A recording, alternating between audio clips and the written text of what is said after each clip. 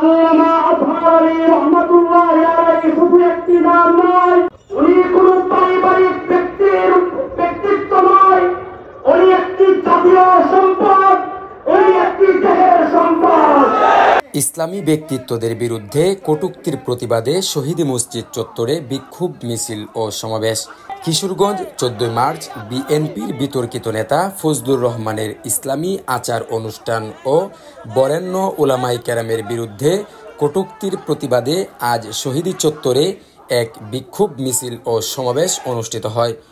এতে সাধারণ জনগণ ও আলেম উলামা ব্যাপকভাবে অংশ নেন। সমাবেশে বক্তারা ফজলুর রহমানের বক্তব্যকে অপমানজনক ও বিভ্রান্তিকর উল্লেখ করে বলেন, তিনি ইসলামী আচার অনুষ্ঠানকে হেয় করেছেন এবং যুক্তফ্রন্টের 4 নেতার একজন আধুনিক কিশোরগঞ্জের মহান রূপকার MLA শাইখুল ইসলাম মাওলানা আতহার আলী রহমতুল্লাহি আলাইহি সম্পর্কে মিথ্যাচার করেছেন। সমাবেশ থেকে 2 দফা দাবি উত্থাপন করা হয়। 1.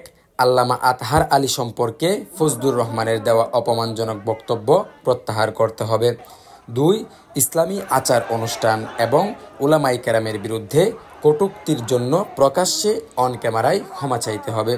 সমাবেশে প্রধান বক্তা হিসেবে উপস্থিত ছিলেন আল্লামা আতহার আলীর নাতি মাওলানা মাজহার শাহ। আরও বক্তব্য দেন ইটনার মাওলানা রহমতুল্লাহ এবং মাওলানা KM নাজিমুদ্দিন। সমাবেশ শেষে মোনাজাত পরিচালনা করেন মাওলানা সিরাজুল হুদা।